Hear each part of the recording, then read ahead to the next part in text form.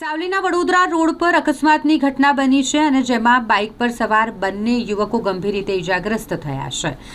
સાવલીના Vadodara road પર truck ચાલકે બાઇકને અડફેટે લીધી। બાઇક પર સવાર યુવક અને બાઇક પર જે અન્ય બે યુવકો બાઇક પર સવાર હતા બંને ઇજાગ્રસ્ત થયા છે। ઇજાગ્રસ્તોને 108 મારફતે હોસ્પિટલ સારવાર અર્થે ખસેડવામાં આવ્યા છે। જાણવા મળી રહ્યું છે કે બાઇક ચાલક અને બાઇક પર સવાર યુવક બંને ગંભીર રીતે ઘાયલ થયા છે। જે રીતે માહિતી મળી રહી છે, સાવલી તાલુકાના ગોઠડા પાસે વડોદરા તરફ જાવલા